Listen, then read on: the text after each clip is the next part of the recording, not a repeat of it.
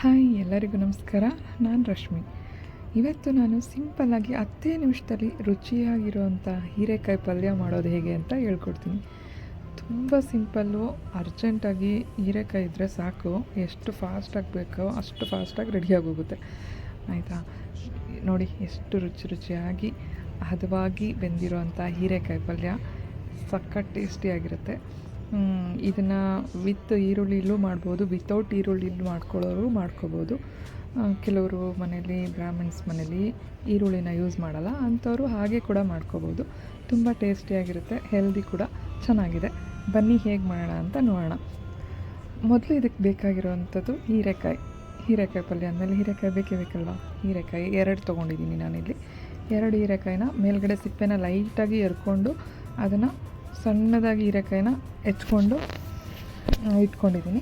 2 ಹೀರೆಕಾಯಿನ ಸಿಪ್ಪೆನ ಲೈಟಾಗಿ ತೆಗೀರಿ. ಒಳಗಡೆ ತಿರುಳೆಲ್ಲನೂ ಏನೂ ತೆಗಿಯೋದು ಬೇಕಾಗಿಲ್ಲ. ಹೀರೆಕಾಯಿ ಬಲ್ತು ಬೀಜ ಬಂದಿದ್ದರೆ ಮಾತ್ರ ಒಳಗಡೆ ತಿರುಳನ್ನ ತೆಗಿತಾರೆ, ಇಲ್ಲಾಂದರೆ ಈ ಥರ ಸಾಫ್ಟಾಗಿರುತ್ತೆ. ಎಳೆದಾಗಿದ್ದರೆ ತುಂಬ ಚೆನ್ನಾಗಿರುತ್ತೆ ಟೇಸ್ಟು. ಒಳಗಡೆ ತಿರುಳನ್ನ ತೆಗಿಬೇಡಿ. ಹೀರೆಕಾಯಲ್ಲಿ ತುಂಬ ನಾರಿನಾಂಶ ಇರುತ್ತೆ, ಅದು ಬಾಡಿಗೆ ತುಂಬ ಒಳ್ಳೆಯದು.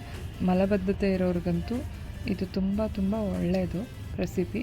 ಡೈಲಿ ವಾರದಲ್ಲಿ 1-3 ಸಲನಾದರೂ ಮಾಡ್ಕೊತೀನಿ, ತುಂಬ ಚೆನ್ನಾಗಿರುತ್ತೆ. ಈಗ ಮೊದಲು ಒಂದು ಬಾಣಲಿಗೆ ಕಾಯೋದಕ್ಕಿಡೋಣ. ಬಾಣಲಿ ಬಿಸಿ ಆಗ್ತಿದ್ದಂಗೆ ಸ್ವಲ್ಪ ಎಣ್ಣೆ ಹಾಕ್ಕೊಂಡಿದ್ದೀನಿ. ಇದಕ್ಕೆ ಎಣ್ಣೆ ತುಂಬ ಹಾಕೋದು ಬೇಡ, ಒಂದೇ 1 ಸ್ಪೂನ್ ಎಣ್ಣೆ ಹಾಕ್ಕೊಳ್ಳಿ ಸಾಕು. ಯಾಕೆಂದರೆ ಇದು ತುಂಬ ಆಯ್ಲಿ ಆಗುತ್ತೆ. ಹಾಗಾಗಿ ಸ್ವಲ್ಪ 1 ಸ್ಪೂನ್ ಎಣ್ಣೆ ಹಾಕ್ಕೊಂಡ್ರೆ ಸಾಕು. ಈರುಳ್ಳಿ ಬಾಡೋವಷ್ಟು ಎಣ್ಣೆ ಇದ್ದರೆ ಸಾಕಾಗುತ್ತೆ. ಹಾಗಾಗಿ ತುಂಬ ಎಣ್ಣೆ ಹಾಕ್ಲಿಕ್ಕೆ ಹೋಗಬೇಡಿ. 1 ಸ್ಪೂನ್ ಎಣ್ಣೆ ಹಾಕಿ ಅದು ಸ್ವಲ್ಪ ಕಾದ್ಮೇಲೆ 1 ಸ್ಪೂನ್ ಸಾಸಿವೆ, 1 ಸ್ಪೂನು ಜೀರಿಗೆ, 1 ಇಲ್ಲ ಅಂದರೆ 2 ಸ್ಪೂನಷ್ಟು, 1 ಸ್ಪೂನ್ ದೊಡ್ಡ ಸ್ಪೂನಲ್ಲಿ ಅಂದರೆ 1 ಸ್ಪೂನ್ ಕಡಲೆಬೇಳೆ ಮತ್ತು ಸ್ವಲ್ಪ ಉದ್ದಿನಬೇಳೆ 1 ಸ್ಪೂನು ಹಾಕಿ ಸ್ವಲ್ಪ ರೋಸ್ಟ್ ಮಾಡ್ಕೊಳ್ಳಿ. ಅದಾದ ನಂತರ 1 ಕಪ್ ನಾನು ಕರಿಬೇವು ತೊಗೊಂಡಿದ್ದೀನಿ, ಹಸಿ ಕರಿಬೇವು. ಅದನ್ನು ಹಾಕ್ಕೊಂಡು ಈ ಥರ ರೋಸ್ಟ್ ಮಾಡ್ಕೊತಾ ಇದ್ದೀನಿ. ನೆಕ್ಸ್ಟು ಈರುಳ್ಳಿ ಸಣ್ಣದಾಗಿ ಹೆಚ್ಚಿದ್ದೆ, ದಪ್ಪ ಈರುಳ್ಳಿ 1 ತೊಗೊಂಡಿದ್ದೀನಿ. ಒಂದು ಫುಲ್ ಈರುಳ್ಳಿನ ಈ ಥರ ಎಣ್ಣೆಯಲ್ಲಿ ಬಾಡಿಸ್ಕೋಬೇಕು.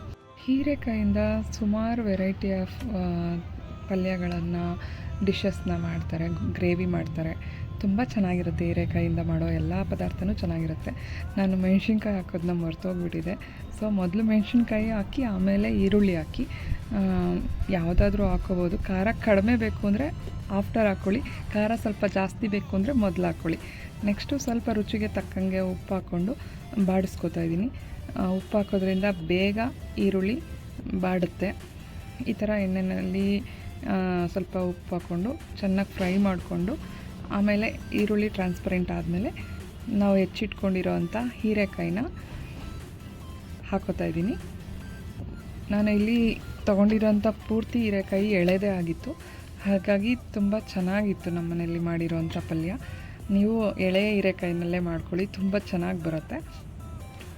ಹೀರೆಕಾಯಿ ಪೂರ್ತಿ ಹಾಕ್ಕೊಂಡು ನೀಟಾಗಿ ಮಿಕ್ಸ್ ಮಾಡ್ತಾಯಿದ್ದೀನಿ.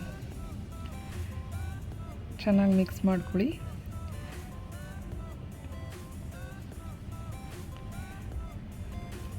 ಹೀರೆಕಾಯಿ ಬಿಸಿಗೆನೇ ಆಲ್ರೆಡಿ ಬೆಂದೋಗ್ಬಿಡುತ್ತೆ, ಅದಕ್ಕೆ ನೀರು ಹಾಕಿ ಸಪ್ರೇಟಾಗಿ ನಾವು ಬೇಯಿಸ್ಕೋಬೇಕು ಅನ್ನೋ ಅವಶ್ಯಕತೆಯೇ ಇರಲ್ಲ. ಸ್ವಲ್ಪ ಚೆನ್ನಾಗಿ ಒಂದು 10 ನಿಮಿಷ 5 ನಿಮಿಷ ಕ್ಲೀನಾಗಿ ಮಿಕ್ಸ್ ಮಾಡಿ ಕಮ್ಮಿ ಊರಿನಲ್ಲಿ ಮೀಡಿಯಮ್ ಫ್ಲೇಮ್ನಲ್ಲಿ ಬೇಯಿಸ್ಕೊಂಬಿಟ್ರೆ ಸಾಕು. ಅದರಲ್ಲೇ ಪೂರ್ತಿಯಾಗಿ ಬೆಂದೋಗುತ್ತೆ. ಹಾಗಾಗಿ ಅದಕ್ಕೆ ಸಪ್ರೇಟಾಗಿ ಏನು ನಾವು ಕುಕ್ ಮಾಡಿಕೊಂಡು ಆಗ್ತಾಯಿಲ್ಲ. ಡೈರೆಕ್ಟಾಗಿ ಹಸಿ ಹೀರೆಕಾಯಿನೇ ಹೆಂಗೆ ಕಟ್ ಮಾಡಿದ್ವಿ ಹಾಗೆ ಹಾಕಿ ಫ್ರೈ ಮಾಡ್ಕೊತಾ ಇದ್ದೀನಿ. ಹಿಂಗೆ ಫ್ರೈ ಮಾಡಿ ಒಂದು ರೌಂಡ್ ಚೆನ್ನಾಗಿ ಮಿಕ್ಸ್ ಮಾಡಿದ್ದಾದಮೇಲೆ ನಾನು ಇದಕ್ಕೆ ಒಂದು ಪ್ಲೇಟ್ನ ಮುಚ್ತಾ ಇದ್ದೀನಿ.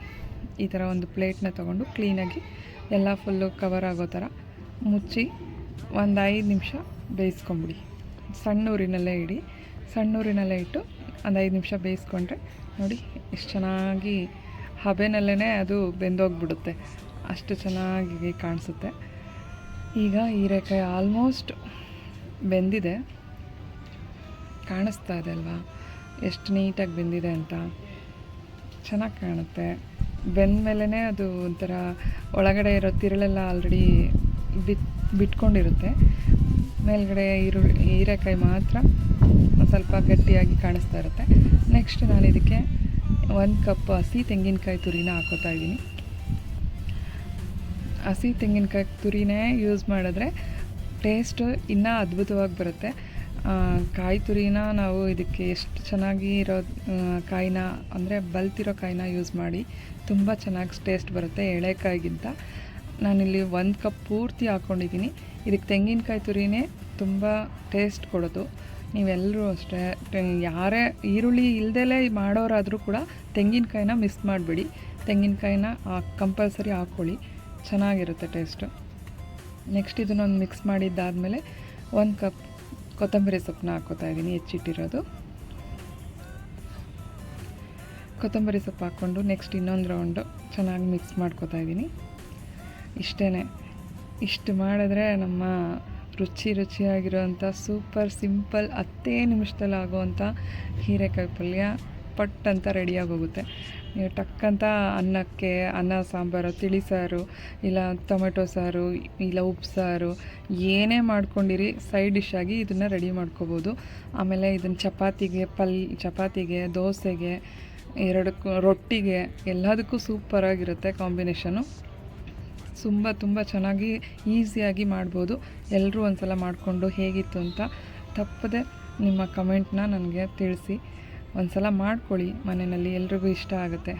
ಈ ಸಿಂಪಲ್ ಆಗಿರೋವಂಥ ಪಲ್ಯ ಈಸಿಯಾಗೂ ಕೂಡ ಮಾಡ್ಕೋಬೋದು. ಹಾಗಾಗಿ ಒಂದು ಸಲ ಮಾಡಿಕೊಂಡು ಹೇಗಿತ್ತು ಅಂತ ನನಗೆ ಖಂಡಿತ ಒಂದು ಕಮೆಂಟ್ ಮಾಡಿ.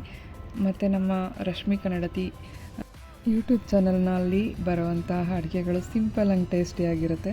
ದಯವಿಟ್ಟು ನಮ್ಮ ಚಾನಲ್ನ ಇದುವರೆಗೂ ಯಾರು ಸಬ್ಸ್ಕ್ರೈಬ್ ಮಾಡದೆ ನೋಡ್ತಾ ಇದ್ದೀರೋ ದಯವಿಟ್ಟು ಒಂದು ಸಲ ಸಬ್ಸ್ಕ್ರೈಬ್ ಮಾಡಿ. ನೆಕ್ಸ್ಟ್ ಒಂದು ಬೆಲ್ ಐಕನ್ನ ಕ್ಲಿಕ್ ಮಾಡಿ.